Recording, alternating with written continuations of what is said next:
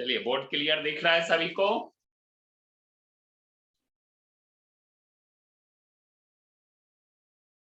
Board दिख रहा है जी सभी को?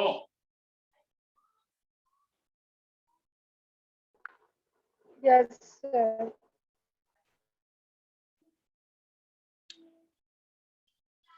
पिछले क्लास में क्या पढ़ाई हुआ था तानिया, आप बताइए। Electrical decomposition.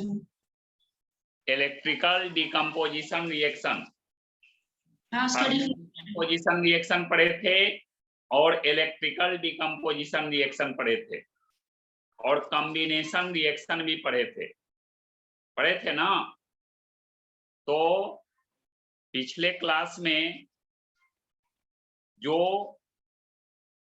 एग्जाम्पल दिया गया था इक्वेशन लिख करके बोर्ड पर, उसका लैंग्वेज लिखने के लिए होमवर्क था। ये होमवर्क दिखाएंगे तानिया, बैक कैमरा ऑन करके होमवर्क दिखाइए।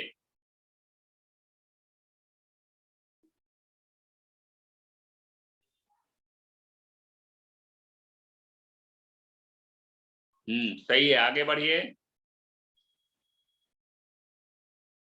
और आगे बढ़ेंगे। ठीक है,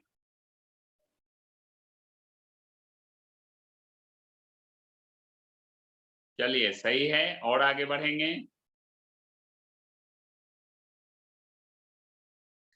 सर हमको एक का नहीं आ रहा था। हाँ, नहीं आ रहा था, वो आगे बताएंगे। जैसे Cu प्लस Cl2 था ना, उसका हमको लिखने नहीं आ रहा था। वैसा ही दो था जो दोनों में 4। Cu plus Cl2, Cu plus Cl2, इसका 2 बनेगा। एक बनेगा CuCl, इसको बोलेंगे क्यूप्रस क्लोराइड। एक Cu प्लस Cl2, ये बनेगा CuCl2, इसको बोलेंगे क्यूप्रिक क्लोराइड। ठीक ना? फर्स्ट है क्यूप्रस क्लोराइड, सेकेंड है क्यूप्रिक क्लोराइड। पूजा, होमवर्क दिखाइए, बैक कैमरा ऑन कीजिए और होमवर्क दिखाइए।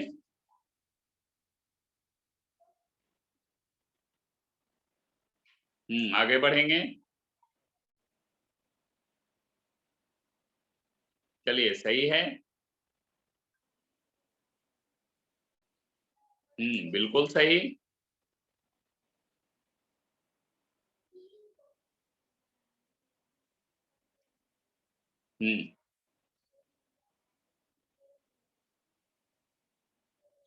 चलिए राधा, होमवर्क दिखाएंगे बैक कैमरा ऑन करके।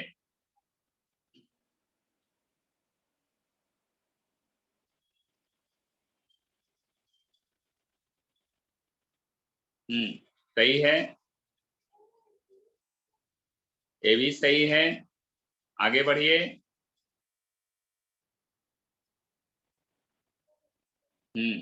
ठीक है।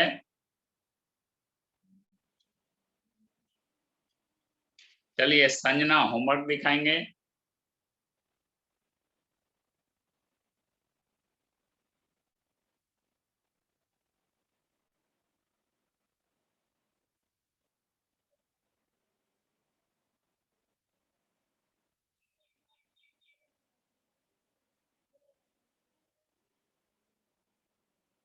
ठीक है और आगे।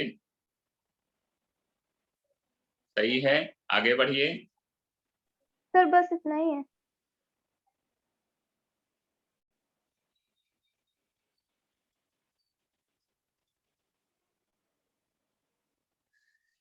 आगे हैं कनिष्क, होमवर्क दिखाएंगे। सर मेरे मोबाइल में एक टेक्निकल प्रॉब्लम, मेरा कैमरा बैक कैमरा खराब हो गया है सर। आप फ्रंट कैमरा से ही दिखा दो, दिख ले जाएगा। Okay sir.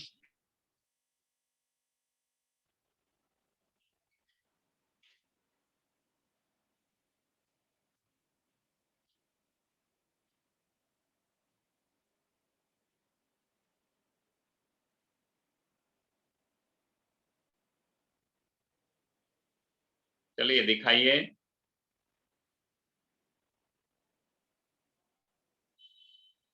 सर हम्म, सर कॉम्बिनेशन रिएक्शन से एक बार फिर से रिपीट कर दीजिए ना। कॉम्बिनेशन रिएक्शन में क्या प्रॉब्लम हुआ? हम निकिता, नहीं किए थे, पिछला क्लास नहीं किए थे हम। नहीं किए थे तो 1 घंटा पूरा अब रिवीजन नहीं ना हो सकता है, वो 1 घंटा में पढ़ाई हुआ है। ठीक है क्लास क्यों छोड़ते हो? 10th में आने के बाद क्लास क्यों सर। छोड़ते हो? सर आपके कुछ पास प्रॉब्लम था, हम लोग नहीं थे इसलिए। कहीं से भी ऑनलाइन क्लास हो जाता है जी। सर कार से भी करते। हाँ ठीक है, चलिए आगे। यस सर 3 पेज सर, ये वाला सर। निशांत, होमवर्क दिखाएंगे पिछले क्लास का। यस सर, एक ये इधर और यस सर एक इधर। निशांत से अब देखा जा रहा है। सर नहीं किया सर, भूल गया क्या? सर, नहीं किया सर। क्यों जी? होमवर्क बनाने के लिए भूल गए? निशांत वीडियो में आओ पहले। निकिता होमवर्क दिखाएगी।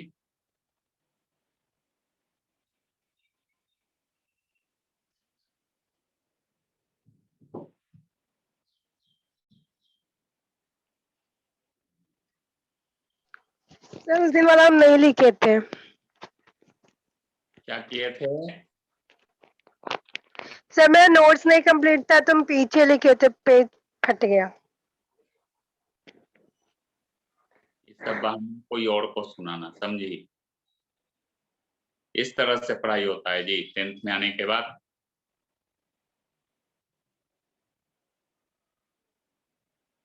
टेंथ में आ गए हैं उसके बाद ही हल रहेगा स्टूडेंट का। लिखेबो का करेगा, लगता है कि लिखा जाएगा, याद है वो सब बात। पहले जो पढ़ाए हैं उससे रिलेटेड कुछ क्वेश्चन है। आप बताइए Tanya, what happens when magnesium Burns in the presence of oxygen? Language और इक्वेशन दोनों बोलना है इसमें। What happens when magnesium Burns in the presence of oxygen? Magnesium burns in the presence of oxygen to form a magnesium oxide. हाँ equation बोलिए। Mg plus O2 is equals to MgO. हाँ सही है।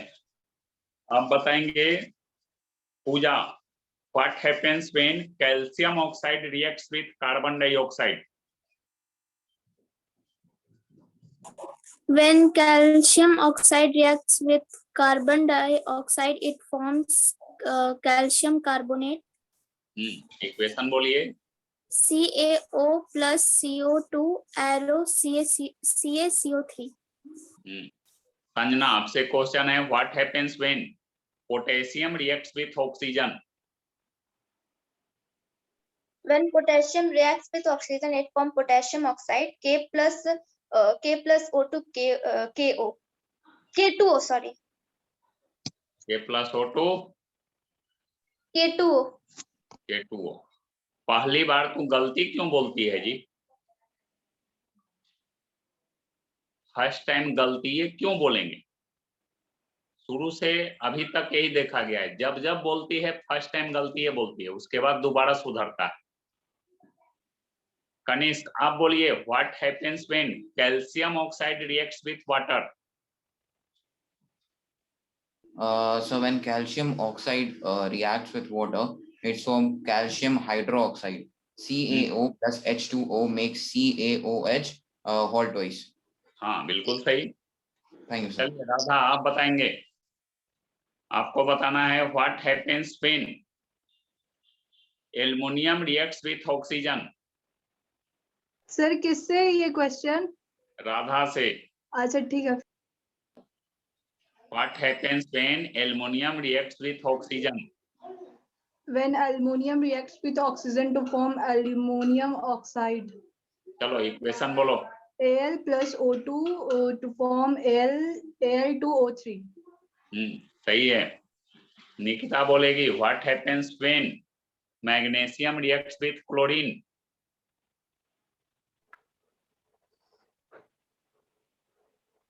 Magnesium chlorine से react करके क्या बनाता है?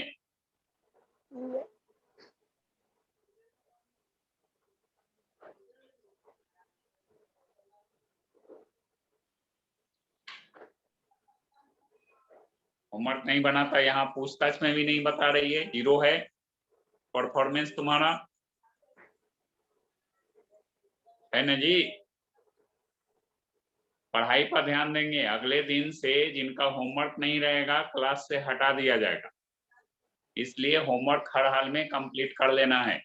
2 दिन 3 दिन बाद बीच में जो है गैप मिलता है और तब क्लास होता है, फिर भी होमवर्क न रहे कैसे काम चलेगा? उसको रिवीजन करके कंप्लीट रखना होगा। क्या पढ़ाए थे जी पिछले क्लास में पूजा? कहाँ तक कॉम्बिनेशन बोलिए? सर थर्मल डिकम्पोजिशन रिएक्शन तक। थर्मल डिकम्पोजिशन रिएक्शन का डिफिनेशन केवल बताए थे? Yes sir. एग्जाम्पल बताए थे? No sir. नहीं बताए थे। देखिए एग्जाम्पल सीखिए। थर्मल डिकम्पोजिशन रिएक्शन का एग्जाम्पल सीखना है, ठीक ना? देखो थर्मल डिकम्पोजिशन रिएक्शन के एग्जाम्पल को लेकर हम लोग जानेंगे।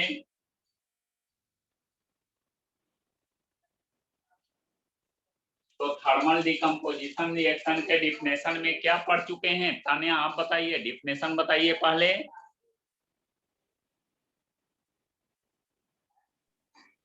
The chemical reaction in which two or more than the chemical reaction in which a chemical substances decompose into two or more than two chemical substances by the effect of heat. हाँ, वैसा chemical reaction जिसमें कोई chemical substance heat के effect से 2 और more than 2 chemical substance में decompose करता है, उसको क्या बोलते हैं? Thermal decomposition reaction. For example देखो CaCO3 कैल्शियम कार्बोनेट को जब हम लोग हीट करते हैं तो कैल्शियम ऑक्साइड और कार्बन डाइऑक्साइड में डिकम्पोज कर जाता है, ठीक ना? कैल्शियम कार्बोनेट को हीट करने पर किसमें डिकम्पोज करता है? Calcium oxide and carbon dioxide में। लिखिए इसका लैंग्वेज लिखिए तो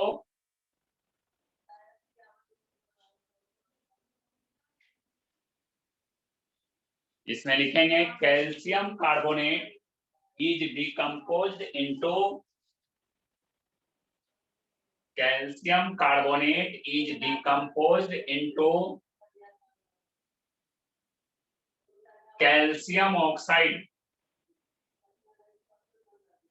Calcium carbonate is decomposed into calcium oxide and carbon dioxide on heating. Calcium carbonate is decomposed into calcium oxide and carbon dioxide on heating. Calcium carbonate को heat करने पर calcium oxide और carbon dioxide में decompose करता है। Equation लिखिए।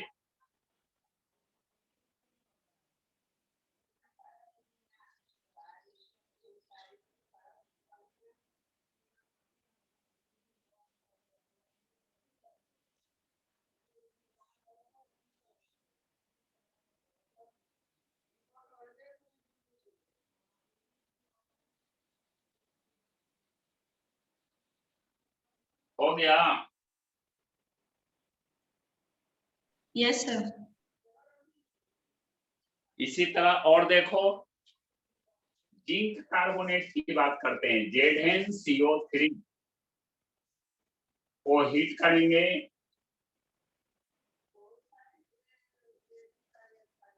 तो zinc oxide और कार्बन डाइऑक्साइड में डिकम्पोज करेगा। पोटेशियम क्लोरेट KClO3 को हीट करेंगे, पोटेशियम क्लोराइड और ऑक्सीजन में डिकम्पोज करेगा। उसी तरह फिर देखो ferrous sulphate FeSO4, ferrous sulphate FeSO4 एक कलरलेस होता है। इसको जब हीट किया जाता है तो Fe2O3 ferric oxide brown colour में चेंज करता है। उसके बाद फिर सल्फर डाइऑक्साइड गैस बनाता है और सल्फर ट्राइऑक्साइड गैस भी बनाता है। ये 3 सब्सटेंस में डिकम्पोज करता है। यानी कह सकते हैं ferrous sulphate, colourless ferrous sulphate is decomposed into brown ferric oxide and sulfur dioxide gas and sulfur trioxide gas on heating। Ferrous sulphate को, कलरलेस फेरस सल्फेट को हीट करेंगे तो किसमें डिकम्पोज करेगा जी? ब्राउन कलर के फेरिक ऑक्साइड में, और उसके बाद सल्फर डाइऑक्साइड में, और फिर सल्फर ट्राइऑक्साइड में। उसी तरह लीड नाइट्रेट PbNO3 होल 2, इसको जब हीट करोगे, ये भी कलरलेस है,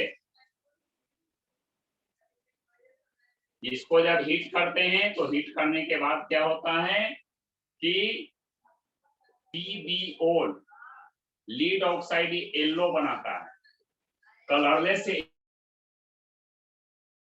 ऑक्साइड। इसके साथ साथ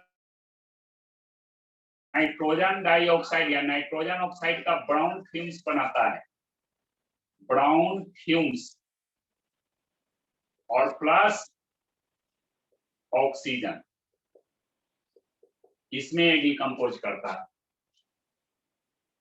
तो इस तरह से ये सब जितना भी रिएक्शंस है उसमें क्या दिखाया गया है? केमिकल सब्सटेंस हीट के इफेक्ट से 2 और मोर देन 2 केमिकल सब्सटेंस में डिकम्पोज कर रहा है। सबका इक्वेशन लिख लीजिए, घर से लैंग्वेज लिखकर लाने के लिए होमवर्क रहेगा।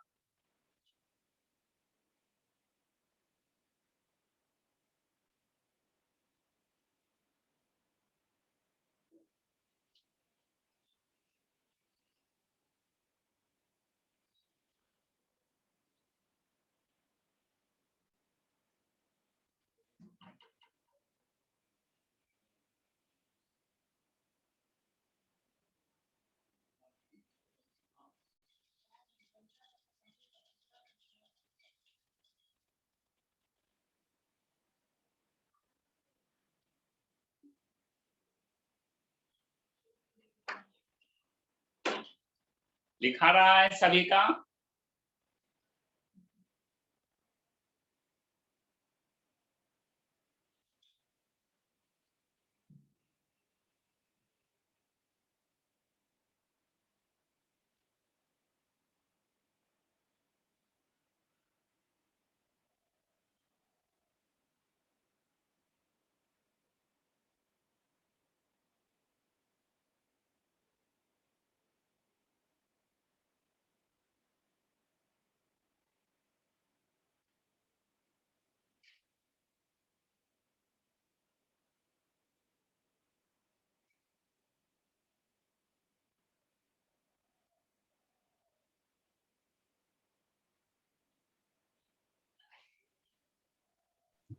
सर ब्राउन फ्यूम्स क्या होता है?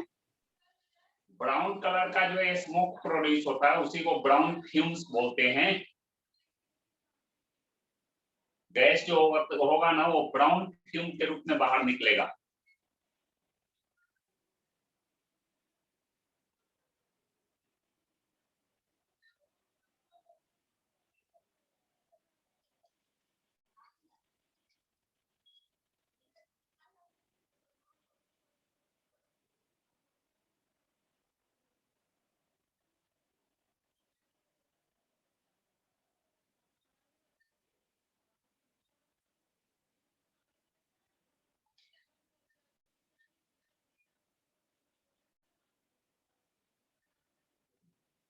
हो गया, लिखा गया सभी का? Yes, sir. लैंग्वेज लिखा जाएगा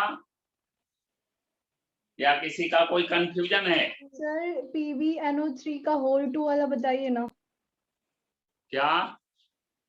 लास्ट वाला का लैंग्वेज। PbNO3 कौन सा कंपाउंड है? PbNO3 होल 2 कौन कंपाउंड है?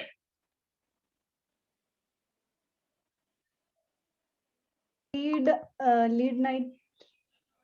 क्या यही पढ़ती है जी? 10th में आ गई है, कंपाउंडे अभी नहीं पता है।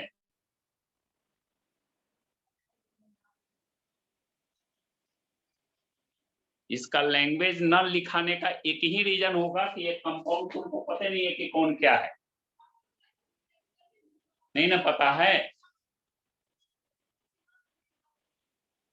PbNO3 होल 2 क्या है? लीड नाइट्रेट है। PbO बोलो क्या है?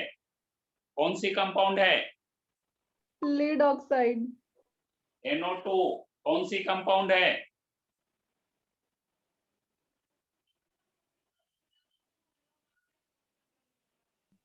रीजन नाइट्रो। है, क्यों नहीं लिखाएगा?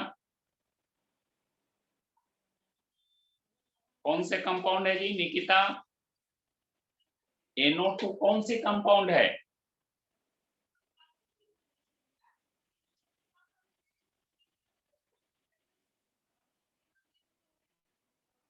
निशांत कश्यप वाले वीडियो में आएंगे। Nishant, sir nitrogen oxide, sorry भूल गए थे। हाँ निशांत वीडियो में आइए।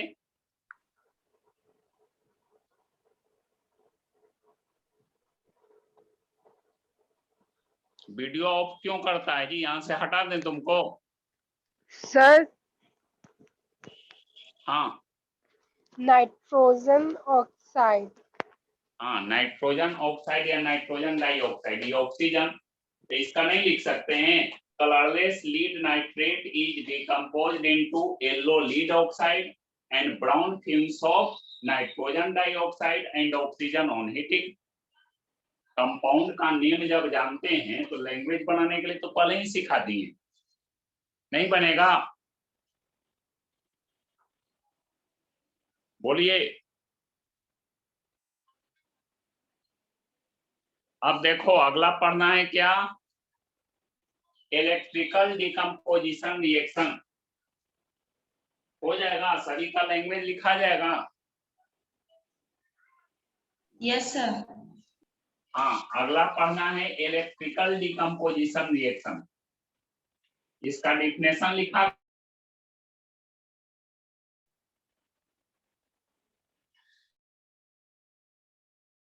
डिफिनेशन लिखाए हैं। Yes, sir. पिछले क्लास में बताए थे। लिखा भी दिए थे। इलेक्ट्रिकल डिकम्पोजिशन रिएक्शन डिफिनेशन लिखो पहले। The chemical reaction in which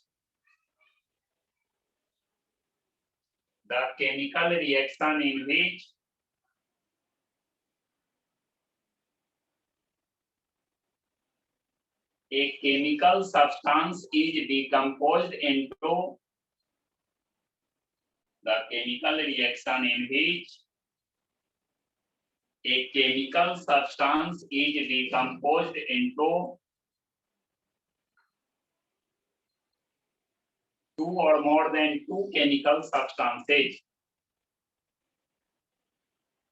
The chemical substance in which the chemical reaction in which chemical substance nahi, the chemical reaction in which a chemical substance is decomposed into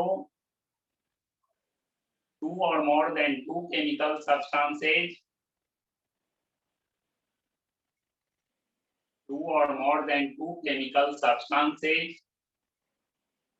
by the effect of electricity. By the effect of electricity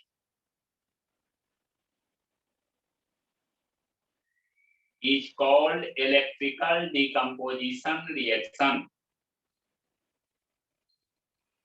Is called electrical decomposition reaction.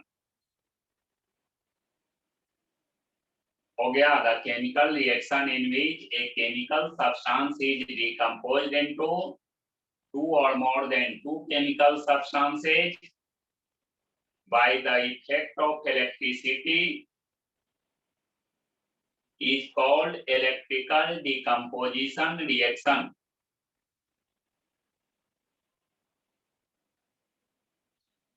हो गया।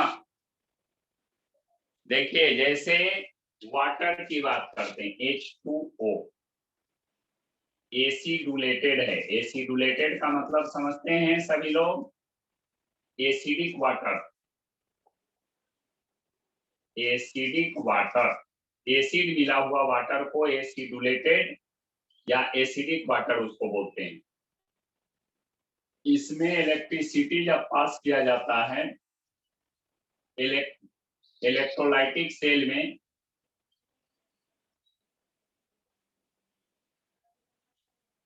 तो ये hydrogen और oxygen में decompose करता है। इसमें decompose करेगा हाइड्रोजन एंड ऑक्सीजन में। तो इलेक्ट्रोलाइटिक सेल में एसिडुलेटेड वाटर में इलेक्ट्रिसिटी पास करने पर वाटर किसमें डिकम्पोज कर जाता है? हाइड्रोजन एंड ऑक्सीजन में। लिखिए डिफिनेशन में लिखिए, इसका लैंग्वेज पहले लिखेंगे। डिफिनेशन तो हो चुका है। देखिए when electricity is passed, when electricity is passed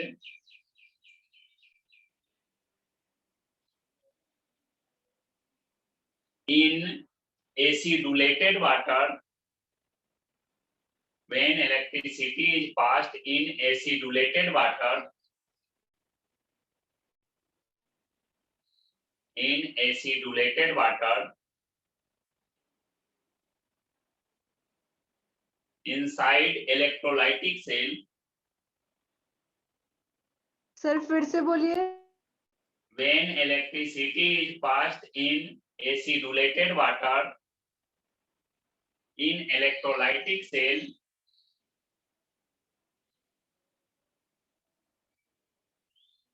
water gets decomposed into hydrogen and oxygen. Water gets decomposed into hydrogen and oxygen.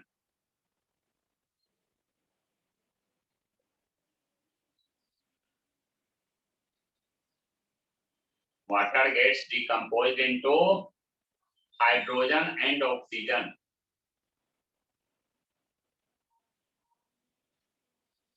Equation लिखिए। हाइड्रोजन एंड ऑक्सीजन के बाद उसके बाद बोले कहाँ है? उसके बाद इक्वेशन लिखना है।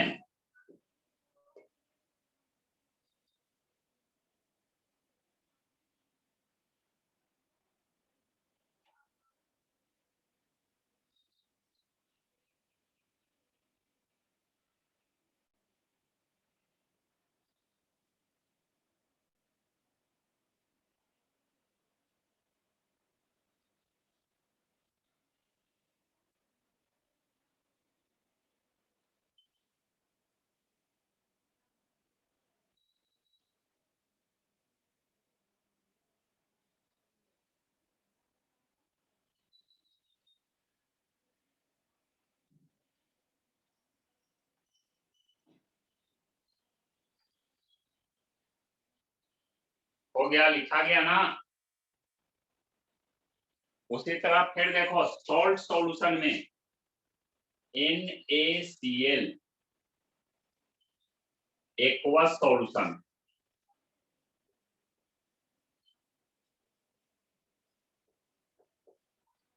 सॉल्ट सॉल्यूशन में जब इलेक्ट्रिसिटी पास करेंगे तो ये Na+Cl2 सोडियम और क्लोरीन में क्या हो जाता है? डिकम्पोज हो जाता है। तो इसको भी क्या बोलेंगे? Electrical decomposition reaction. लिखिए इसका भी लैंग्वेज लिखिए। When electricity is passed in, when electricity is passed in aqueous solution of salt, when electricity is passed in aqueous solution of salt, it gets decomposed into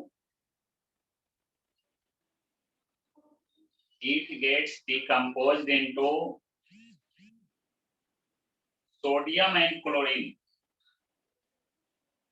It gets decomposed into sodium and chlorine.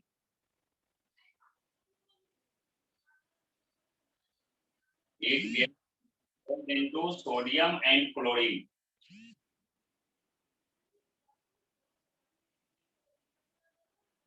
Equation लिखिए।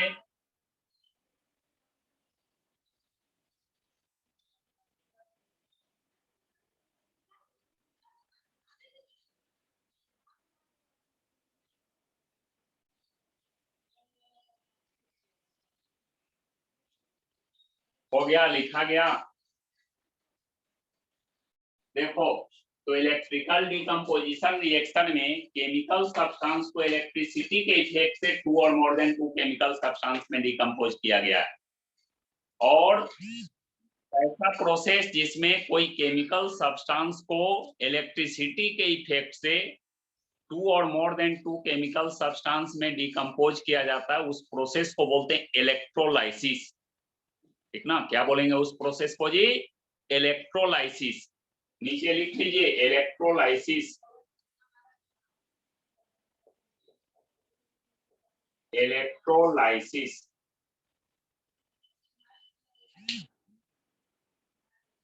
Electrolysis में लिखिए the process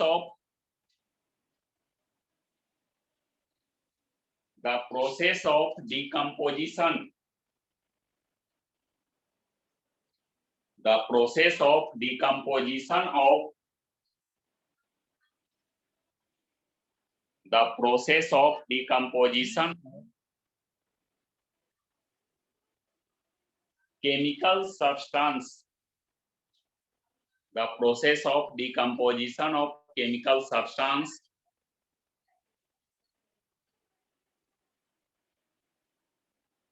into 2 or more than 2 chemical substances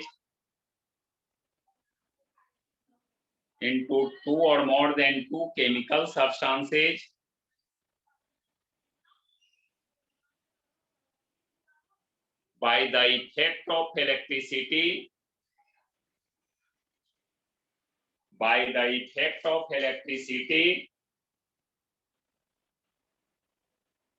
is called electrolysis.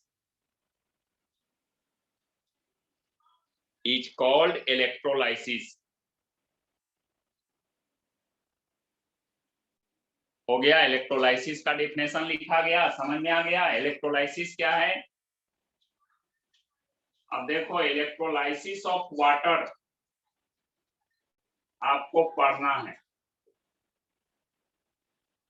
ध्यान देंगे। Electrolysis की जो process होता है वो एक स्पेशल सेल में होता है, इसको क्या बोलते हैं? Electrolytic cell. इस नाम से जानते हैं इसको, इलेक्ट्रोलाइटिक सेल। ठीक ना? इलेक्ट्रोलाइसिस की प्रोसेस जिस सेल में होगा उसको क्या बोलेंगे? Electrolytic cell. इलेक्ट्रोलाइटिक सेल में 2 इलेक्ट्रोड्स होते हैं। कितने इलेक्ट्रोड्स होते हैं? 2 इलेक्ट्रोड्स।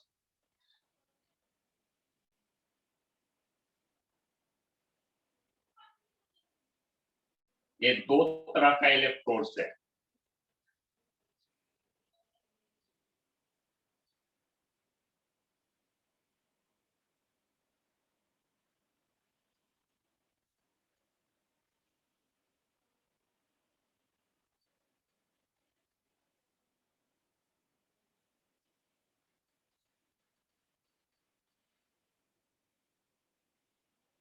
ये 2 तरह का इलेक्ट्रोड है। ठीक ना? देखो, एक होता है पॉजिटिव इलेक्ट्रोड और एक होता है निगेटिव इलेक्ट्रोड। ठीक ना? एक पॉजिटिव और एक निगेटिव। तो एक इलेक्ट्रोड का नाम है यहाँ कैथोड जो निगेटिव इलेक्ट्रोड है। कैथोड कैसा इलेक्ट्रोड होता है जी? निगेटिव। दूसरा इलेक्ट्रोड का नाम है एनोड, जो पॉजिटिव इलेक्ट्रोड होता है। दोनों इलेक्ट्रोड के ऊपर गैस जार लगाया जाता है ताकि गैस का कलेक्शन हो। गैस को कलेक्ट करने के लिए इलेक्ट्रोलाइसिस से जो गैस बनेगा उसको कलेक्ट करने के लिए क्या बना लगाते हैं? इसमें गैस जार लगाते हैं।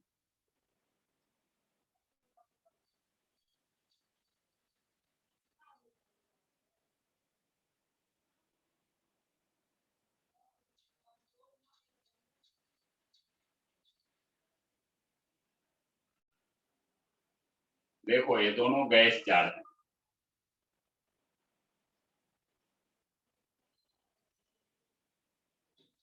Gas jar. अब इसमें जो है इलेक्ट्रोलाइटिक सेल में वाटर भर दिया गया है, एसिडुलेटेड वाटर भरा हुआ है। कैसा वाटर भरा हुआ है?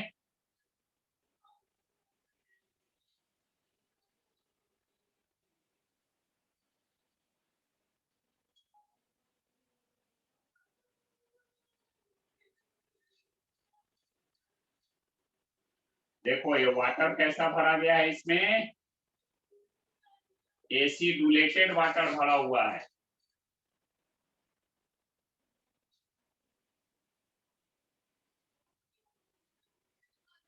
एसिडुलेटेड वाटर।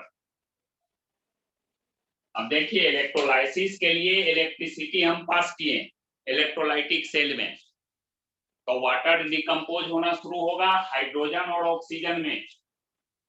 तो वाटर हाइड्रोजन ऑक्सीजन में डिकम्पोज होगा। हाइड्रोजन कहाँ कलेक्ट होगा? बोलो पूजा। वाटर का डिकम्पोजिशन जब होगा इलेक्ट्रोलाइटिक सेल के अंदर, तो हाइड्रोजन कहाँ कलेक्ट होगा? एनोड। हाइड्रोजन कैथोड पर कलेक्ट होगा। डिसिमिलर चार्ज में अट्रैक्शन होता है। हाइड्रोजन पॉजिटिव है ना जी, इलेक्ट्रो पॉजिटिव ना, तो किस इलेक्ट्रोड पर कलेक्ट होगा? किस पर कलेक्ट होगा? कैथोड पर। यानी इसमें कौन सी गैस कलेक्ट होगा? हाइड्रोजन। और ऑक्सीजन की बात करते हैं। ऑक्सीजन कहाँ कलेक्ट होगा? एनोड के गैस जार में। कैथोड के गैस जार में हाइड्रोजन कलेक्ट हो जाएगा और ऑक्सीजन एनोड के गैस जार में कलेक्ट हो जाएगा। ठीक ना? तो इस तरह से इलेक्ट्रोलाइसिस ऑफ वाटर होता है। एनसीईआरटी बुक में एक्टिविटी ये दिया हुआ है। क्या एक्टिविटी बना लेंगे सभी लोग? डायग्राम यहां से अभी बना लीजिए और एक्टिविटी को एक्सप्लेन करके होमवर्क में लाएंगे। आई बात समझ में? सर इसको एक बार फिर से एक्सप्लेन कर दीजिए ना। इलेक्ट्रोलाइटिक सेल में वाटर की इलेक्ट्रोलाइसिस होता है। कहाँ होता है? बोलना। इलेक्ट्रोलाइसिस। इलेक्ट्रोलाइसिस इलेक्ट्रोलाइटिक सेल में होता है। इलेक्ट्रोलाइटिक सेल का कंस्ट्रक्शन क्या है? इलेक्ट्रोलाइटिक सेल में दो इलेक्ट्रोड होता है, पहला कैथोड और दूसरा anode. Cathode negative electrode, anode positive electrode. Water के इलेक्ट्रोलाइसिस करने के लिए एसिडुलेटेड वाटर को कहाँ रखते हैं? इलेक्ट्रोलाइटिक सेल में रखते हैं। और इलेक्ट्रोलाइटिक सेल में रखने के बाद कैथोड और एनोड को गैस जार से कवर्ट कर देते हैं, गैस कलेक्शन के लिए कवर्ट कर देते हैं। आई बात समझ में? अब देखो आगे, जब इलेक्ट्रिसिटी पास करते हैं, प्रोसीड्यूर में ये सब बताते हैं। मटेरियल्स रिक्वायर्ड को अपने से इसमें देख करके लिख लेंगे। प्रोसीड्यूर का स्टेप बता रहे हैं। इलेक्ट्रिसिटी जब पास करते हैं तो वाटर एसिडुलेटेड वाटर का इलेक्ट्रोलाइसिस होना शुरू होता है, जिससे हाइड्रोजन और ऑक्सीजन में वाटर डिकम्पोज करता है। हाइड्रोजन कैथोड के गैस जार में कलेक्ट होता है और ऑक्सीजन एनोड के गैस जार में कलेक्ट होता है। अब देखो हाइड्रोजन और ऑक्सीजन ये दो गैस कलेक्ट हुआ है, ये दोनों गैस को आइडेंटिफाई कैसे करेंगे? कैसे क्लियर होगा कि यानी इसमें हाइड्रोजन ही है कैथोड में और ऑक्सीजन जो है वो एनोड में है? तो हाइड्रोजन गैस का आइडेंटिफिकेशन होता है, पहचान होता है कि उसको जब जलाएंगे तब पॉप साउंड के साथ जलेगा। कैसे जलेगा जी? पॉप साउंड के साथ। तो हाइड्रोजन कंटेनिंग गैस जार मतलब कैथोड कंटेनिंग गैस जार को जब हम लोग क्या करते हैं कि उसके माउथ के नजदीक जब हम लोग लेकर जाते हैं बर्निंग मैच स्टिक, तो पॉप साउंड के साथ जलता है। इससे क्या क्लियर होता है? कैथोड में कौन सी गैस है? कौन सी गैस है? हाइड्रोजन। और एनोड कंटेनिंग गैस जार के माउथ के नजदीक जब हम लोग बर्निंग मैच स्टिक ले जाते हैं या बर्निंग कैंडल ले जाते हैं तो और तेजी से जलने लगता है। इससे क्या क्लियर होता है कि एनोड जार में कौन सी गैस। क्यों? क्योंकि ऑक्सीजन क्या करता है जी? ऑक्सीजन कंबसन प्रोसेस को सपोर्ट करता है। पढ़े थे 8th क्लास में कंबसन एंड फ्लेम चैप्टर में कि ऑक्सीजन के प्रेजेंस में कंबसन की प्रोसेस फास्ट होता है। तो एनोड कंटेनिंग गैस जार को बर्निंग मैच स्टिक के नजदीक ले जा रहे हैं तो कंबसन तेजी से हो रहा है। इससे क्या क्लियर हो रहा है? इसमें ऑक्सीजन है। और कैथोड कंटेनिंग गैस जार को जब हम लेकर जा रहे हैं बर्निंग कैंडल या मैच स्टिक के नजदीक तो पॉप साउंड के साथ जल रहा है। इससे क्या क्लियर होता है कि कैथोड कंटेनिंग गैस जार में हाइड्रोजन है, एनोड कंटेनिंग गैस जार में क्या है? ऑक्सीजन है। तो इससे क्लियर हुआ कि वाटर के डिकम्पोजिशन से हाइड्रोजन और ऑक्सीजन का फॉर्मेशन होता है। यानी वाटर में इलेक्ट्रिसिटी पास करने पर या वाटर का इलेक्ट्रोलाइसिस करने पर हाइड्रोजन और ऑक्सीजन का फॉर्मेशन होता है। आई बात समझ में? लिखिए, क्वेश्चन लिखिए। Explain an activity to show the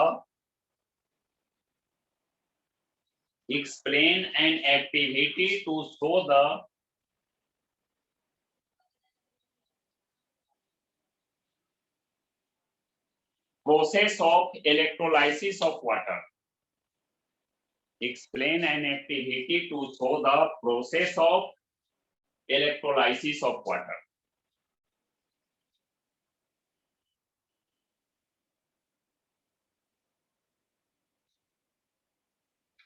हो गया? अब देखो, हाइड्रोजन यहाँ कलेक्ट होता है डबल अमाउंट में। कितना अमाउंट में?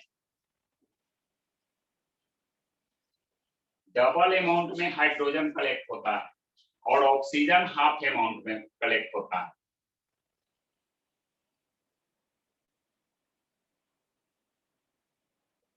होगा? ये क्वेश्चन आता है, एनसीईआरटी बुक में दिया है कि इलेक्ट्रोलाइसिस ऑफ वाटर से कौन से गैस जार में कौन सी गैस डबल अमाउंट में कलेक्ट होता है और क्यों? तो हाइड्रोजन किसमें? कैथोड कंटेनिंग गैस जार में क्या होगा जी? हाइड्रोजन का कलेक्शन जो है डबल अमाउंट में होगा ऑक्सीजन से। क्यों होगा? क्यों होगा? पूजा दिमाग लगाइए।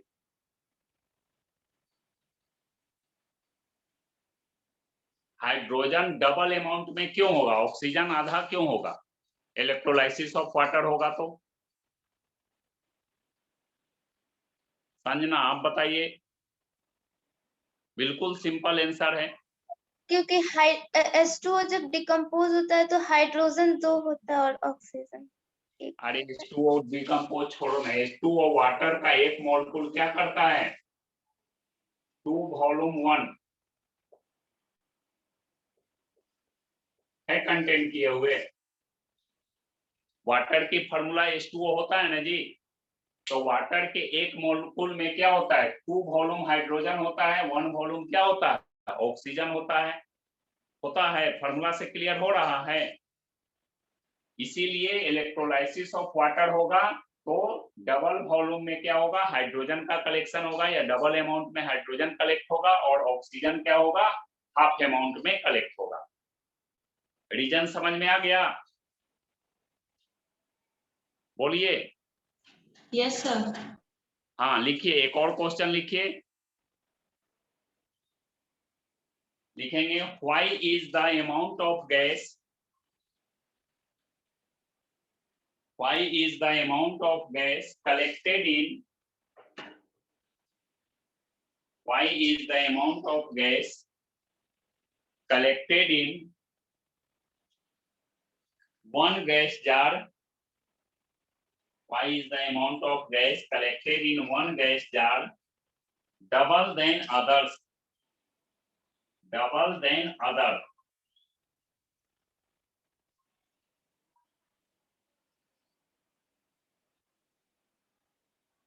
Name the gas. Name the gas and gas jar.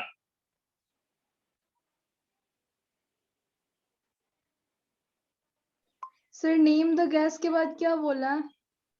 क्या? नेम द गैस के बाद क्या बोला? Name the gas and gas jar, मतलब कौन सा गैस कलेक्ट होता है और किस गैस जार में कलेक्ट होता है। गैस जार में लिखिएगा, इलेक्ट्रोड लिखेंगे। सर स्टार्टिंग से question name the gas and electrode. Name the gas and electrode. Question आया समझ में? क्वेश्चन ये पूछ रहा है कि इलेक्ट्रोलाइसिस ऑफ वाटर से गैस का अमाउंट एक गैस जार में दूसरे के कंपैरिजन में डबल होता है, क्यों?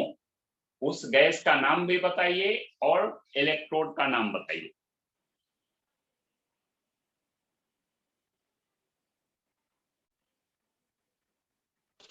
Sir, name the gas and gas jar.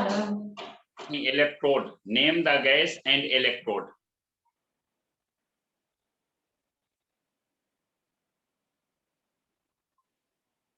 Gas jar तो दोनों गैस ही है ना, इलेक्ट्रोड का नाम नहीं यहाँ बताएंगे। अब ये डायग्राम बना लीजिए और आज के लिए इतना है। अगले क्लास में हम लोग आगे पढ़ेंगे फोटोकेमिकल डिकम्पोजिशन रिएक्शन। ये डायग्राम बनाइए सभी लोग।